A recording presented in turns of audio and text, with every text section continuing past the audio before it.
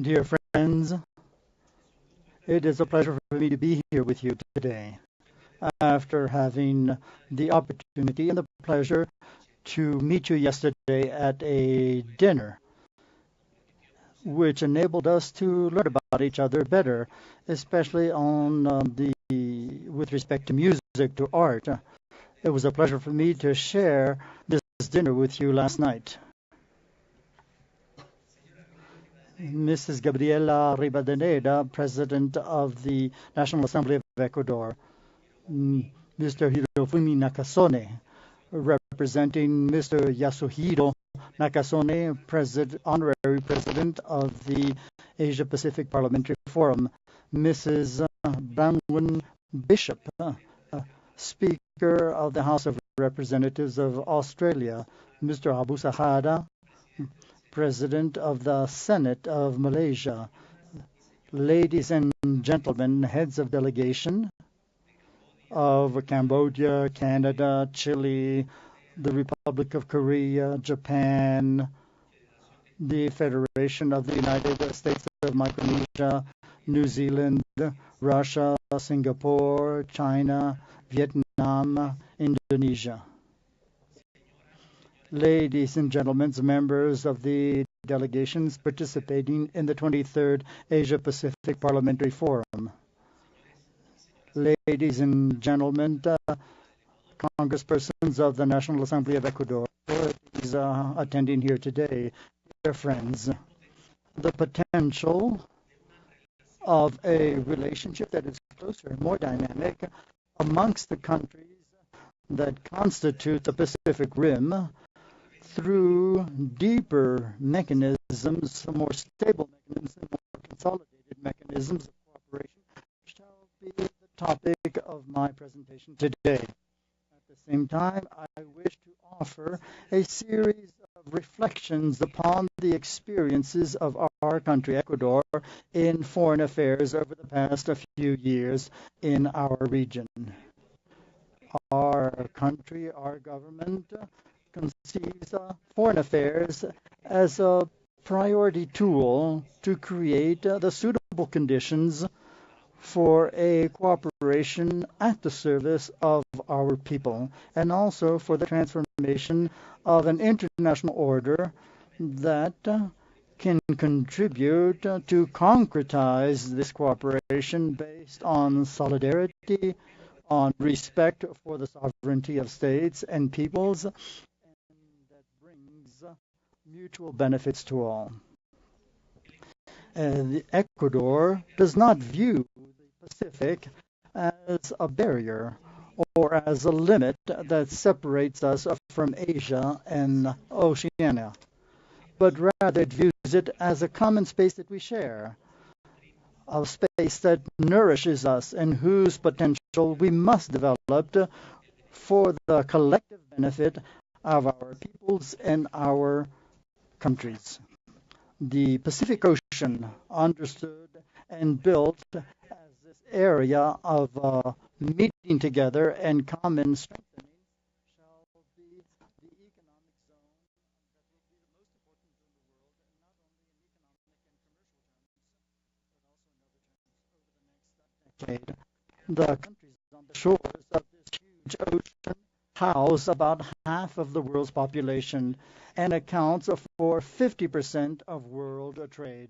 These figures will do nothing but grow over coming years and decades. From the standpoint of geopolitics, the world governed by the destructive opposition between the two blocks that arose from the ashes of the Second World War gave way over the past decade of the past century to a unipolar world governed by the hegemonic power of one single world power without peer in terms of economic, scientific, military, and political development.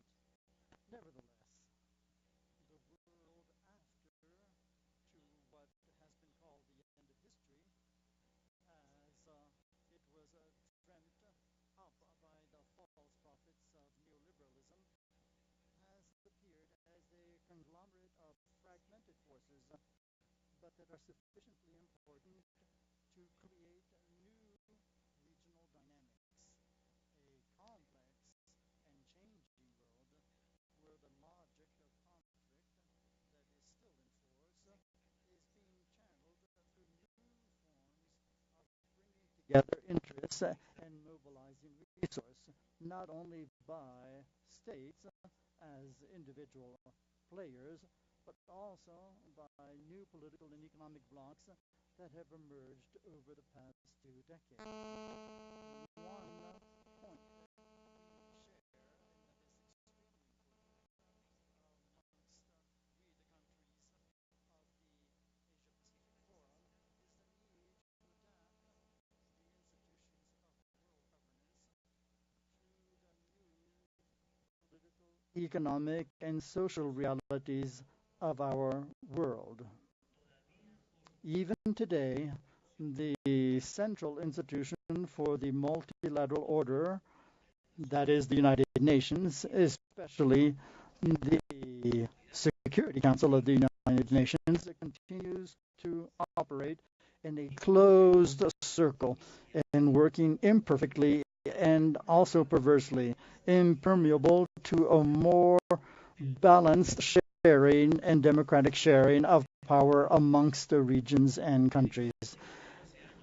Ecuador included years ago a proposition to reform the multilateral system as one of its priorities in terms of foreign affairs, and this priority will become sharper and more indispensable over time. A possible reform of this system, fully in line with what I have indicated, shall ensure the full participation of all regions of the world in the UN and in the Security Council, in the UN Security Council. And obviously, we have to eliminate the right to veto that the countries who won the Second World War were given the power to do in one of the most cruel wars of the world. How beautiful it would be for us to have a UN Security Council where we will not, well, those five countries will not have a veto power, but where we can discuss respectfully all the many different issues of security and peace and understanding in the world between the European Union, the African Union, the Asian Union, the Union of the countries of North America, and the community of the South American and Caribbean countries, and the Euro-Asian Union. How different this system would be different, how to have a Security Council that has these new conditions instead of the previous conditions. When the heroes of the independence battles of our America wanted to build a Latin American identity within the region on the basis of a unique patriotic vision, they found a centrifugal force that fragmented and weakened the Latin American region, and whose trend to fragment itself we have just begun to change over the past few years. Today, we can say that the success of reversing this traditional trend, that is, to make progress in the processes of integration in Latin America and the Caribbean, has become the necessary condition, although probably not a sufficient condition, to guarantee the full development of our peoples, and therefore it becomes even more imperative for our future to build a common identity that is genuinely American. Consolidating this complicated fragmentation of our identity shared in our continent is now vital. But to consolidate this new in focus, we not only require initiatives in the region, but we also have to have a common point of view with respect to abroad. Because as Jacques Derrida, the French philosopher, said, the identity is built especially on the constitutive exterior itself, that is, in relationship to those who are different from us, those who are identical to us. All the institutions of the multilateral order are subject to reform and modification. This international order is not the only way. This is not the only way to achieve a high-level political dialogue. The development of the dynamics of regional integration, especially in the Latin American and Caribbean region, have configured a degree of dialogue between what is bilateral and what is multilateral. We're talking about dialogue between regions, bi-regional dialogue. In this respect, the 2014 was full of initiatives which, from South America or Latin America and the Caribbean, have brought us closer to other regions and countries who have become increasingly important in terms of politics. The first meeting between UNASUR and the BRICS, the BRICS countries, which took place in July in Brazil, or the CELAC China Forum in the Havana Summit in 2014, or the meetings between CELAC with Russia on the one hand and with India on the other hand, just 4 months ago in New York, are some of the examples of this new relationship based on cooperation and the activist search for complementariness. These new initiatives complement or dovetail with others that already exist, such as this parliamentary forum, and that help us to move ahead towards a multipolar world. 2014 ended with a historical milestone for our country. That is the inauguration of the permanent headquarters of the General Secretariat of the Union of South American Nations, UNASUR in Kiev, which gives further potential to this social, political, economic, and trade integration mechanism, which only 6 years ago became a benchmark for South America when we wished to ensure effective coordination of public policies amongst the countries of the region. The pro-tempore chair of the Community of Latin America and Caribbean States, CELAC, which Ecuador shall take up at the end of January throughout the year 2015, shall put our country at the leading edge of integration for Latin America and the Caribbean. We shall take up the huge responsibility of conducting the dream of unity and emancipation of our liberators for the ancestral peoples and Afro-descendant peoples, for this collective project to ensure the transformation of the region into a large homeland of unity, peace, solidarity, and prosperity. Ecuador shall also be hosting the Africa South America Summit in 2016, which shall contribute substantially to building up the bi-regional dialogue amongst our two regions, Africa and Latin America. In addition to that, I would like to add that in 2016, Ecuador shall be the headquarters or the venue for the World Summit of Habitat. That is the third World Summit for Habitat to focus on urban development and large cities and how people are now living in cities. All of these efforts encompass two foreign affairs cross-cutting hubs, which must be priorities for the region and for the world. First of all, the promotion of dialogue and inter-regional relationships, which is one of the key elements to make further progress in coordinating public policies on the scale that current geopolitical realities demand. And the second cross-cutting line is the promotion of a South-South cooperation, or a cooperation North-South that is different from what we had in the past. This scope, this sphere is very important, not only to eliminate dependencies and impositions of on domestic policy by donor countries and states, so to less developed states who receive this cooperation help, but also because it helps to consolidate a logic of cooperation based on the autonomous identification of the needs of the states and their peoples, and in the solidarity exchange of resources, experiences, and knowledge amongst the states of the South.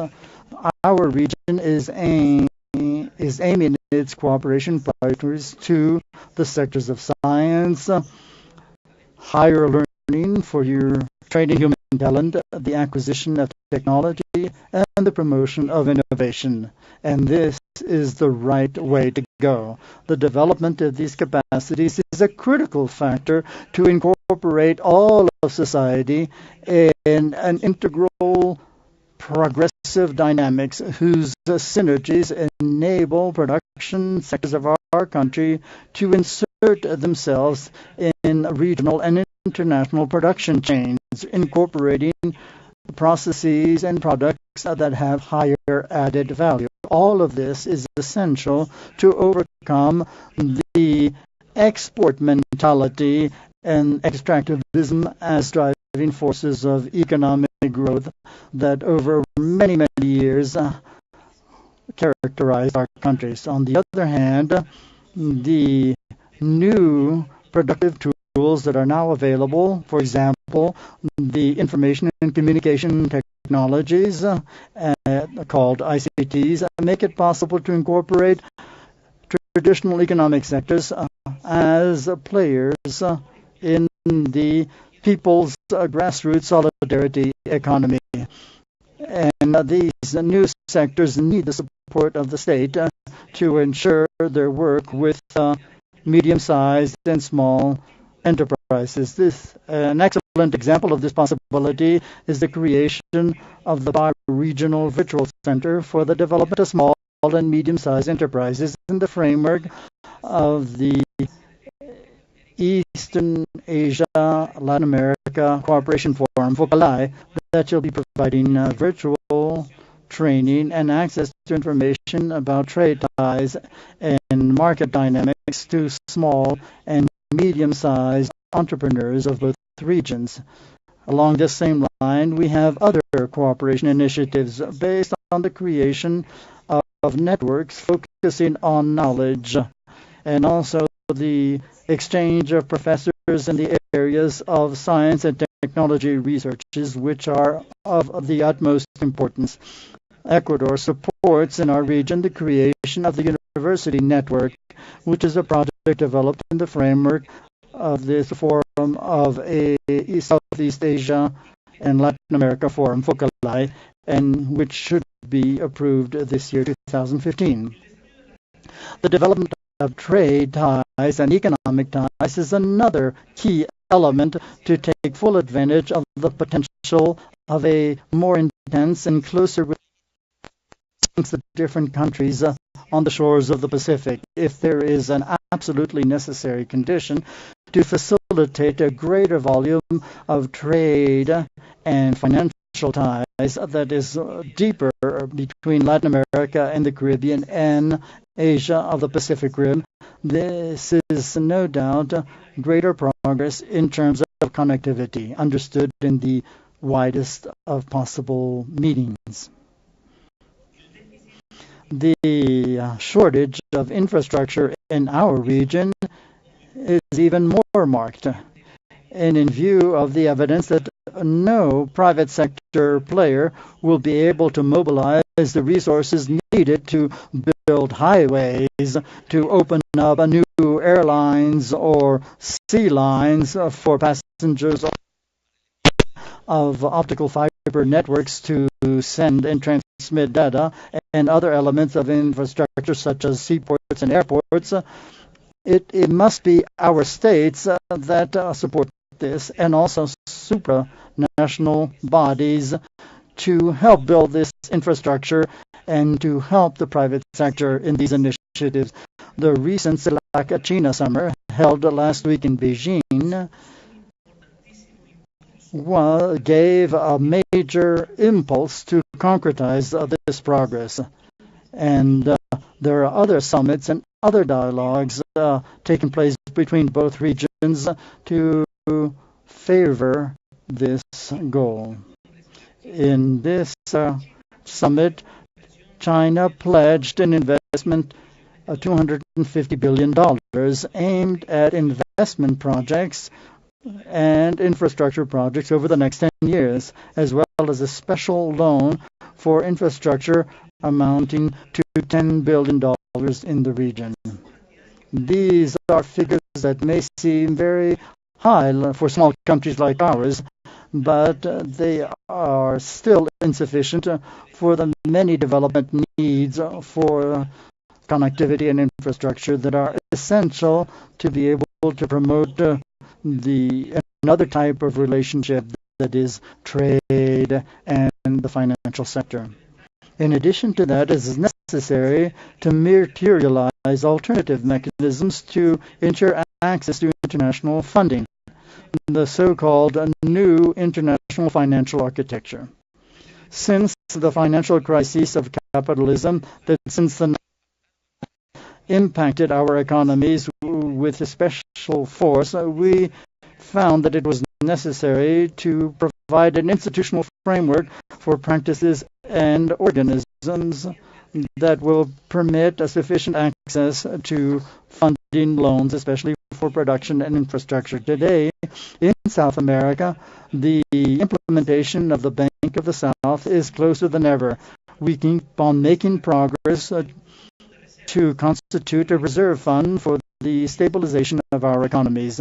These initiatives, along with the Sucre, which is unified compensation payment system, constitute the groundwork of the new regional financial architecture that we have decided to undertake in Latin America and the Caribbean.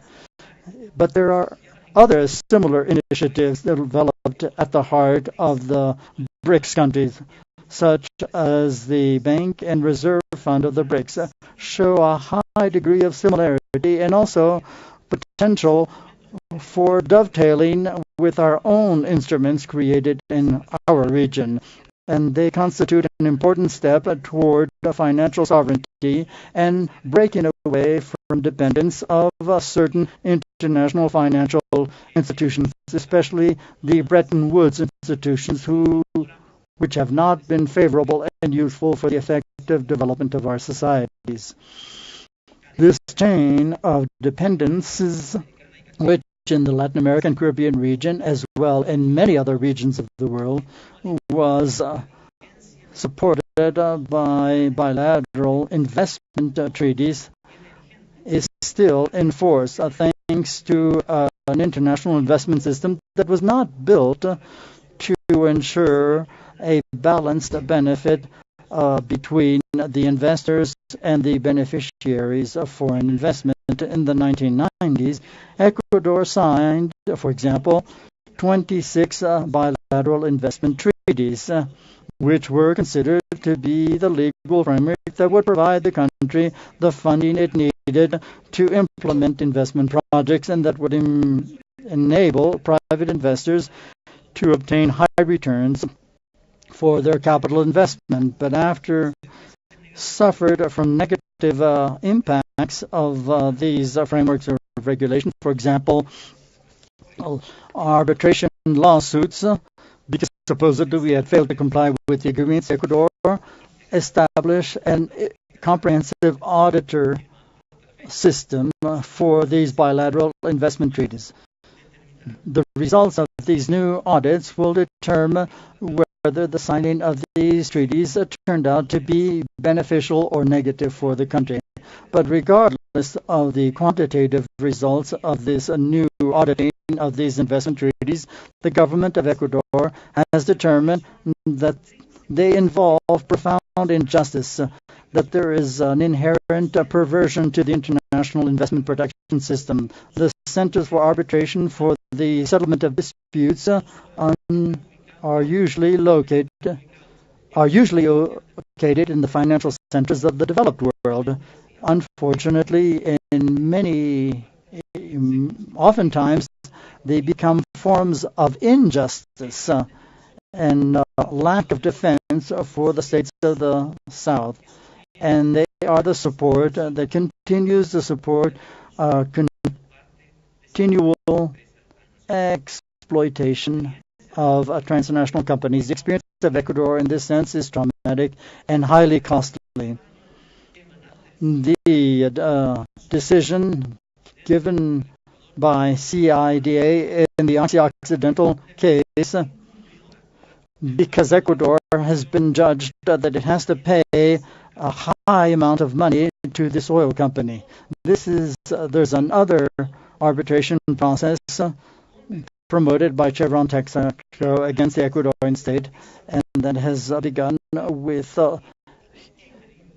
illegal loopholes that are evident. This case is especially severe because it has to do with Chevron Texaco that for 3 decades provoked the worst environmental disaster in history. It was far from being accidental. It was provoked knowingly because the company used obsolete technology only to save a few dollars and to increase their returns.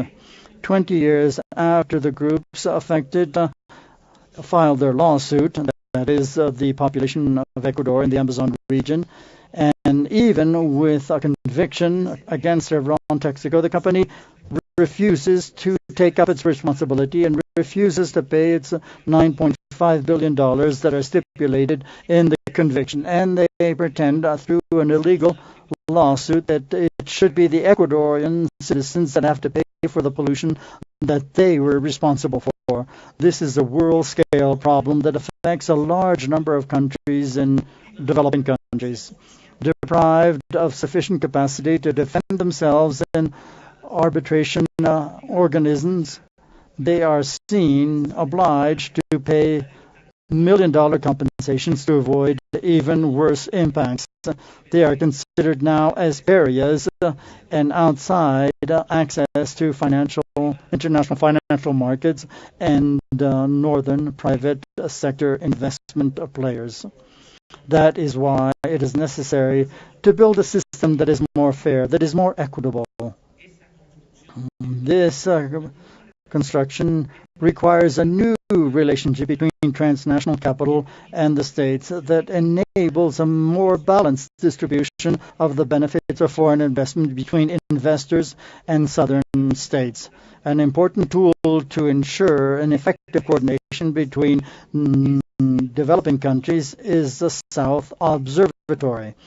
This body, which comes from the Conference of States affected by transnational interests, is aimed at providing specific knowledge and legal and technical expertise to enable the states not only to obtain more guarantees for their proper legal defense, but also to take adequate decisions with respect to the signing of investment treaties, taking decisions on investments, and also entering into contracts to avoid the exploitation of their natural resources. The painful experience of Chevron Texaco in our country and the death it has left in its path points to a severe problem in regional and universal protection systems for human rights. Usually, the states are the players subject to scrutiny by these protection institutions for promoting human rights. Some of the most severe violators of these rights are precisely transnational companies. To change this horrible situation of impunity, the Ecuador has promoted the adoption in the Human Rights Council in Geneva of a legal instrument that would be legally binding that attributes responsibilities to transnational companies in the case that these companies violate human rights in the exercise of their financial and corporate performance. This process, which was supported by a large agreement by the countries of the South, in addition to 500 NGOs, to fight for the promotion and the protection of human rights in the world. It would be beautiful that in this forum we would be able to discuss this subject, the need to have a legally binding instrument in the world between human rights and transnational companies. And this has been discussed many years in the UN, but it was never possible to even to reach an agreement, much not even discuss this subject, or even to draft a document. The document is not as ready as yet, but at least we have come to an agreement to draft it. There will be a long discussion about its final contents, but I would like to encourage all of you parliamentary friends here that we should focus on this concern. We have to be concerned about the guarantees for investors, of course, but we have to be even more concerned about human rights. Human beings must be more important than money and capital.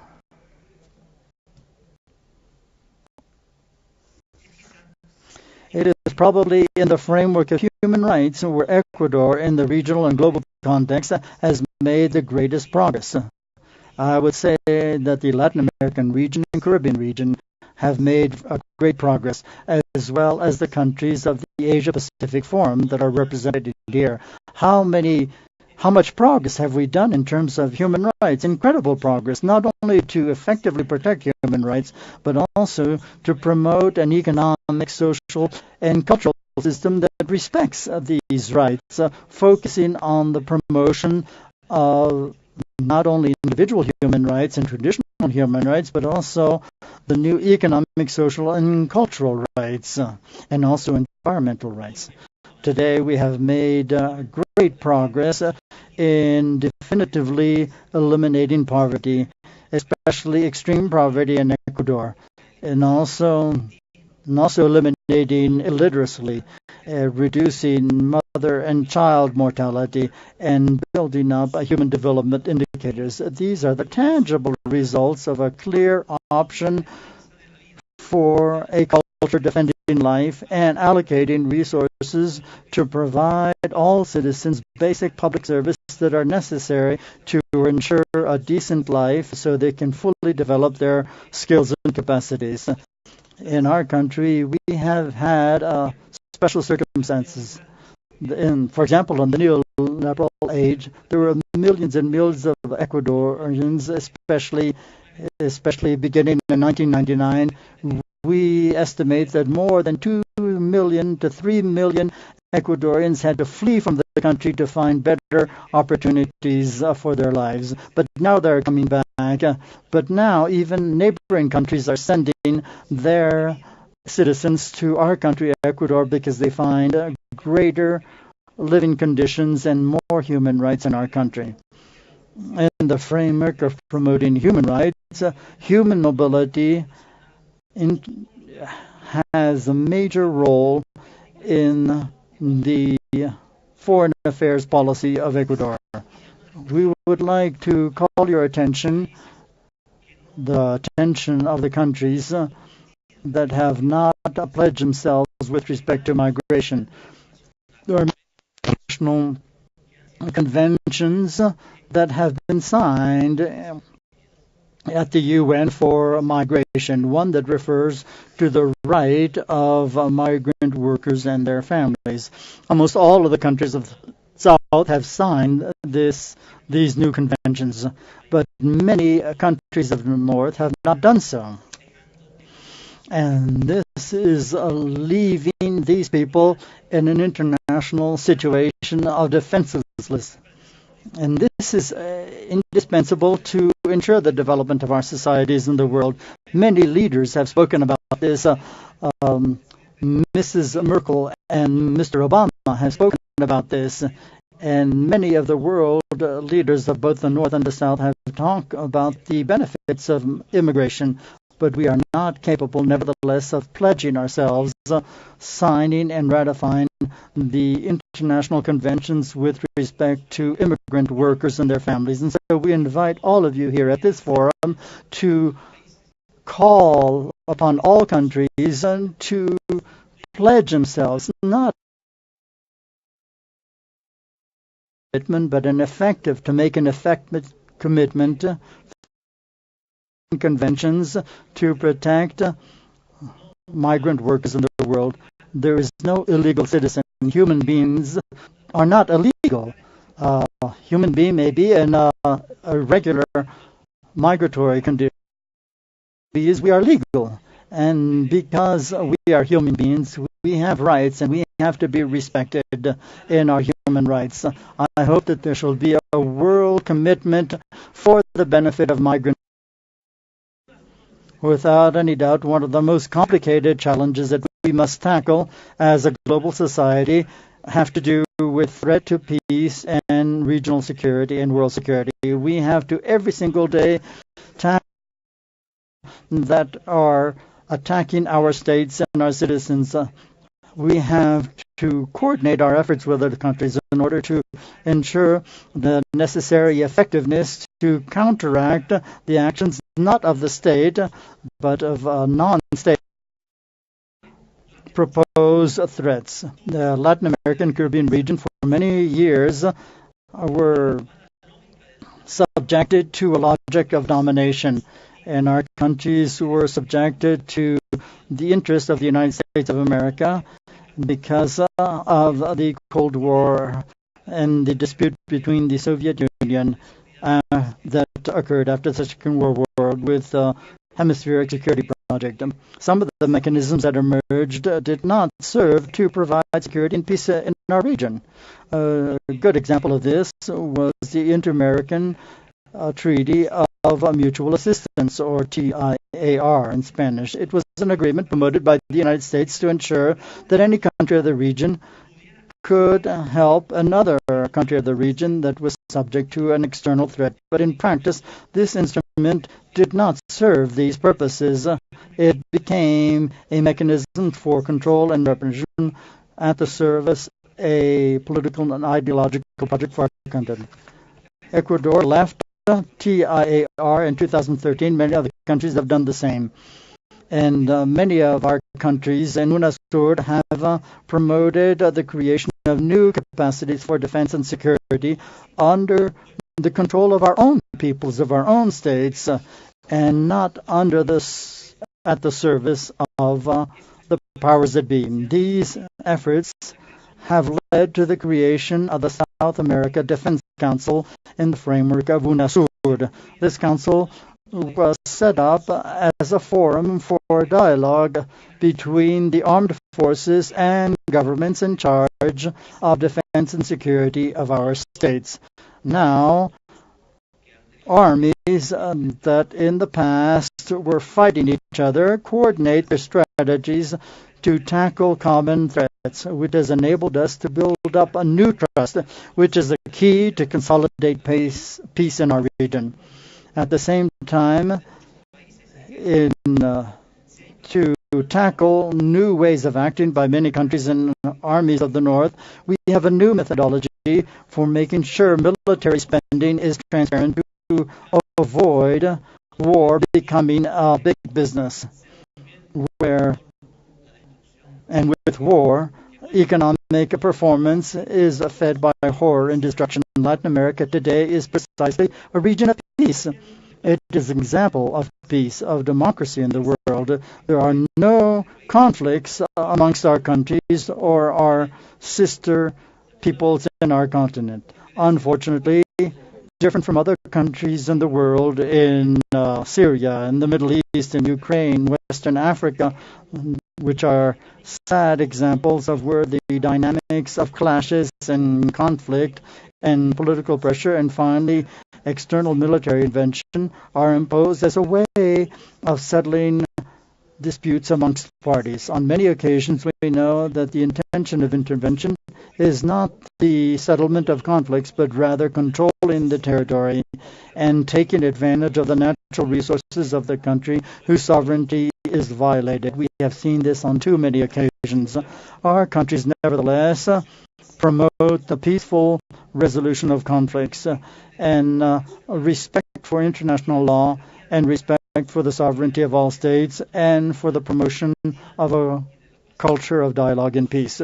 We believe that this is an essential achievement of a dynamics of dialogue, of a true multilateralism, of a world where there is a balance between all different powers and poles of power.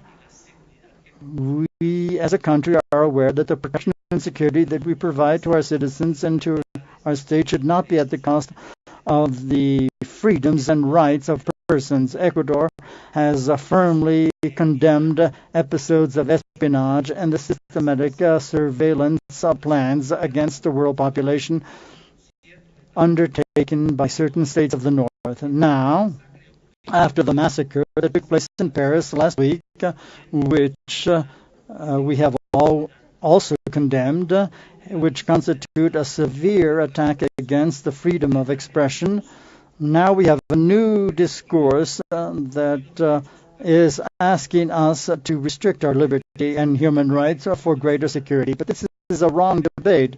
We should not allow that this agenda, which is focused on controlling communication and to observe indiscriminately the privacy of persons and the violation of their intimacy, should never be consolidated. On occasions, threats that we confront individually, as states or collectively, as regions, do not come from players in themselves, that is, social, political, economic players, or even organized groups of players.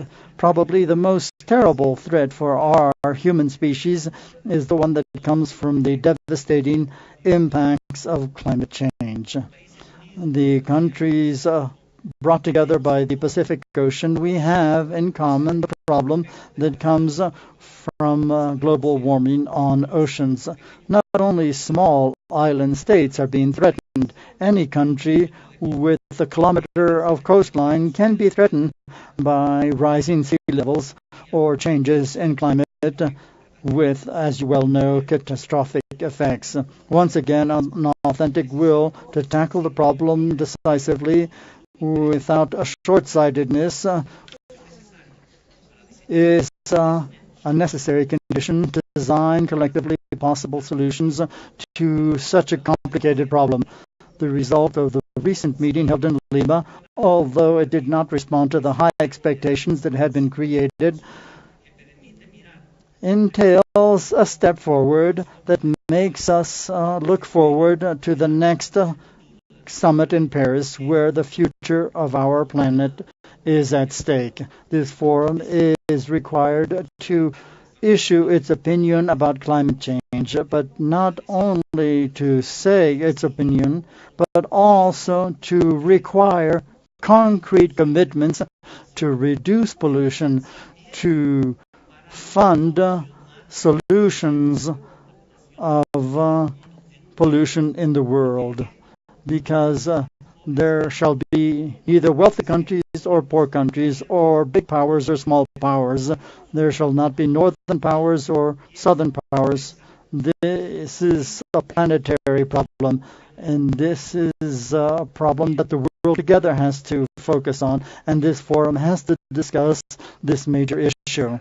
To conclude, dear friends and colleagues, progress that have materialized through cooperation between the countries of the Pacific Rim are multiple, some of them of the utmost importance, but there is still so much to do. The potential of this cooperation is huge, and for the most part is still pending materialization. The principles and the ambitions that we share, the eagerness to provide our peoples and our future generations a level of well-being that is higher than what we have now, and living conditions and the possibility to realize their dreams as human beings, as community, is the horizon that should steer us. Ecuador, a small country that you have just visited and that welcomes you so warmly, after only 8 years of government of the citizen revolution, has changed radically. We have discovered that the major problems that beset the country were not technical problems, but they were essentially political problems of those who hold power and for whom they are working. It is necessary to take risky decisions. It is necessary to reorder our priorities, to put the human being at the center of our efforts, and to provide the states with the capacities that are needed to provide in a structural manner public service that will enable citizens to enjoy good health, education, food, housing, resources to produce, well-being to improve progressively and irreversibly their living conditions, but also to train our human talent with quality and excellence to build the infrastructures that generate scientific and technological knowledge aimed at progress and sustainable development. We are ready to share our experiences and to learn from your experiences, dear parliamentarians of the world. And because of this, we celebrate on this occasion the forum that brings us together. The way before us is long, but it will be for the benefit and for the interest of all of our peoples. Thank you so much for your attention.